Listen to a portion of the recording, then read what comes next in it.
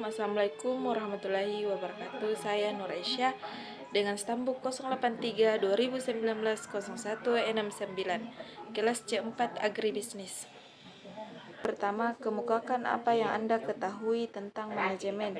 Yang saya ketahui tentang manajemen yaitu suatu proses yang mengatur tentang perencanaan, pengambilan keputusan, pengorganisasian, dan mengendalikan sumber daya keuangan.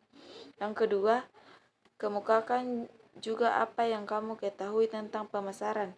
Yang saya ketahui tentang pemasaran ialah kegiatan menyalurkan dan terencana yang dilakukan oleh suatu perusahaan atau institusi yang melakukan berbagai upaya agar mampu memenuhi permintaan pasar.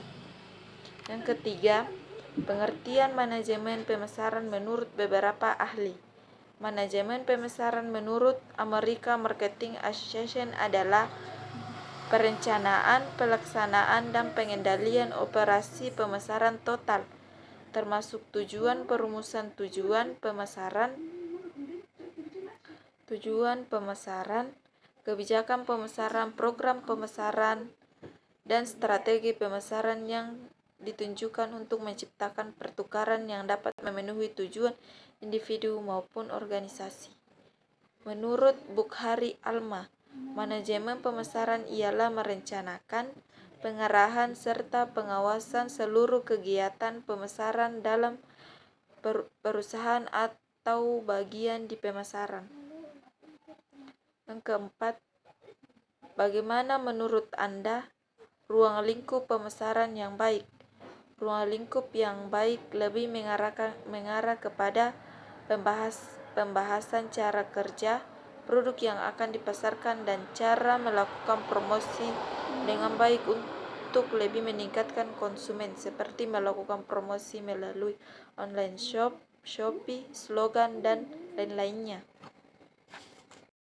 Jelaskan konsep inti pemasaran. Yang pertama yaitu kebutuhan, keinginan, dan permintaan. Ketiga hal ini harus dibedakan karena pemahaman tidak sama. Kebutuhan merupakan sesuatu mendasar yang harus dipenuhi. Kebutuhan tidak dicapai oleh pemasaran namun datang dari diri seseorang, seperti sandang, pangan, dan papan, dan apapun untuk memenuhi kebutuhannya. Yang kedua, produk, barang, jasa, dan gagasan. Konsep inti pemasaran selanjutnya berhubungan dengan produk. Ingat, tidak selamanya produk adalah sesuatu yang berwujud. Jika produk ini merupakan benda dan kasat mata, maka itu adalah barang. Apabila tidak nyata namun bisa memberikan kepuasan, maka produk tersebut digolongkan sebagai jasa. Yang ketiga, nilai, biaya, dan kepuasan. Keputusan pembelian seorang konsumen tidak hanya didasari dengan harga barang atau jasa. Ada hal lain yang menjadi faktor pertimbangan, yaitu nilai yang terkandung di dalamnya seperti kepuasan yang diperoleh. Selanjutnya, pertukaran dan transaksi. Pada dasarnya seseorang dapat memenuhi kebutuhan akan produk melalui 4 cara, yaitu memproduksi sendiri, mengambil dari orang lain dengan cara memaksa, meminta bantuan orang lain, dan melakukan pertukaran.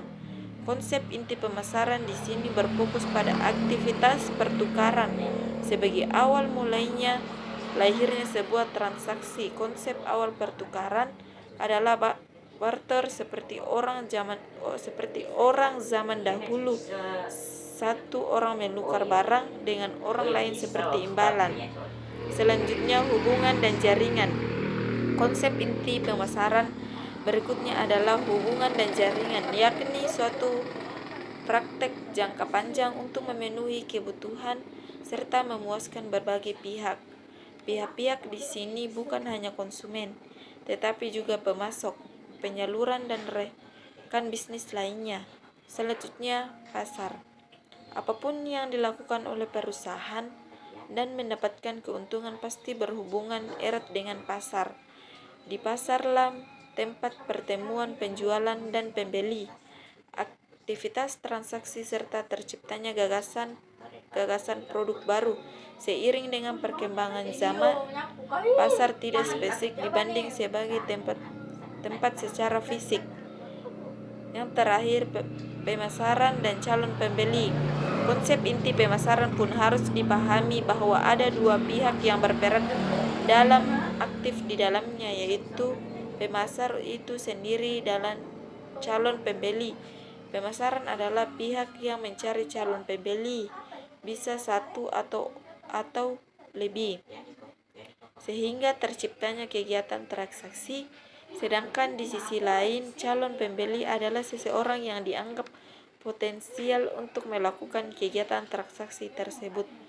Sekian dan terima kasih. Assalamualaikum warahmatullahi wabarakatuh.